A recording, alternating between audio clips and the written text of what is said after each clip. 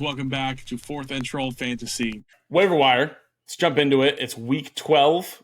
We're going to give you 3 guys here, plus some honorable mentions. So make sure you stick around for that. But 3 guys to talk about here. Starting out with, we said we're going to mention some tight ends. And I've already mentioned this guy once before. I just want to hammer it home again because I mentioned him once, and then it was like he had his bad game of the stretch. But Hunter Henry. Poor game 2 weeks ago, back in week 10. Bounced back to where he had been at over this last month, really, month and a half. 5 of his last 6 games, he's had over 9.5 fantasy points, and he's only scored 1 touchdown amongst those 6 games. So if he continues to get back into the end zone, like we saw him do in Drake May's first start with him, I believe we'll be able to see some positive touchdown regression, and I think Hunter Henry is kind of going to be an answer to prayer for some of these tight ends, maybe your Evan Ingrams, your Jake Fergusons, your guys that are going to struggle down the stretch here with either poor quarterback play or a backup or something like that. So Hunter Henry, that's the guy I have personally pivoted to. I also have Zach Ertz rostered, but Hunter Henry is likely going to find his way into my lineup a lot down the stretch here in the fantasy football season. And then another guy here I just want to mention, quarterback, Justin Herbert. Okay. I was out on Herbert coming into the year. Why? Because they're going to run the ball a ton. They have been, but over the past month, Justin Herbert is the QB6. He's been really, really good over the last 4 games. He's been really, really solid. And who does he play next week? The Baltimore Ravens. So if you've got a quarterback on bye week, Justin Herbert should be available. I know I hedged everything on on Russell Wilson against the Baltimore Ravens last week, and it didn't work. I believe this should. And so, yeah, Herbert's been really good. He's building a lot of rapport with his pass catchers.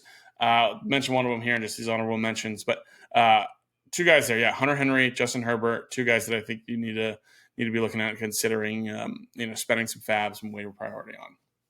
And Justin Herbert's rest of season schedule is absolutely delicious, except for week 16, that second to last round of playoffs. If you do make it, that's Denver, yeah. But next week is Baltimore, and then it's the Falcons, and then it's the Chiefs, and then it's the Buccaneers. Then it's Denver, and then if you have him and you're in the finals for your playoffs, then it's the Patriots. This guy has such a great schedule. I picked him up last week in order to make sure I had him for Cincinnati and Baltimore and going forward in one of my leagues.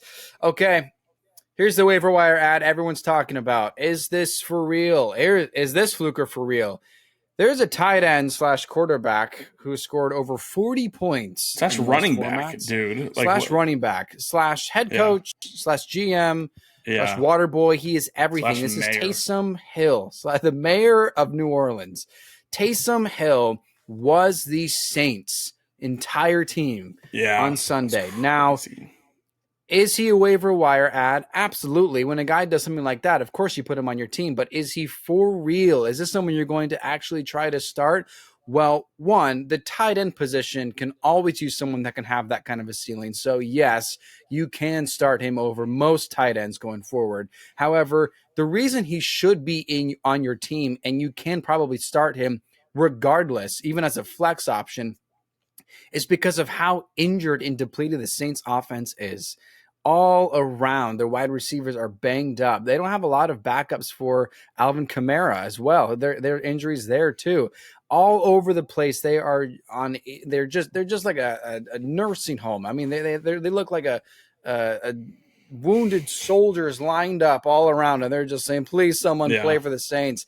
Taysom Hill can prove he can dominate all around, throwing, rushing, and receiving. He threw an interception, and he still had over 41 points in the league that I'm in. Phenomenal for him. So absolutely spend your waiver wire for him, because he could be a game breaker for the rest of this season. If he can even do anything half of that, because half of that is still over 20 points.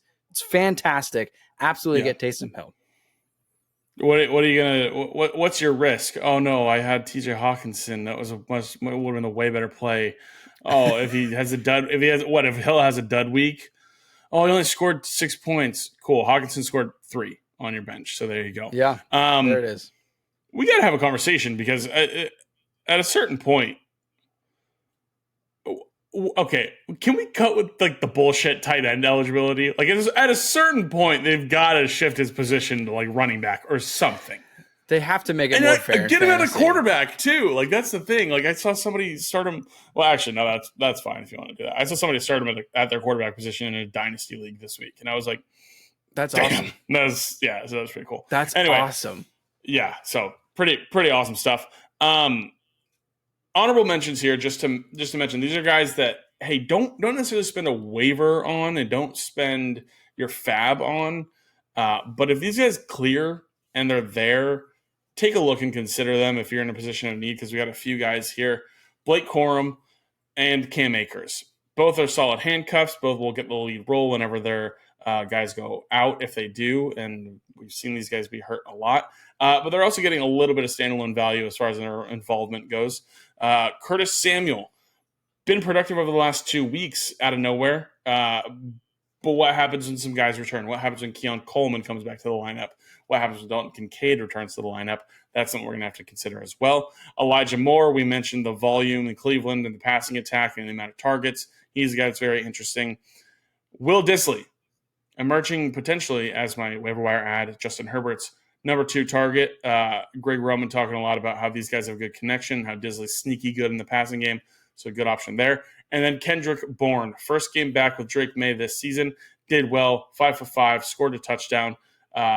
Really solid week for him. So just some people to keep your eye on, are probably available in most of the leagues that you're in. So if you're in a deeper league, those are some good options for you as well.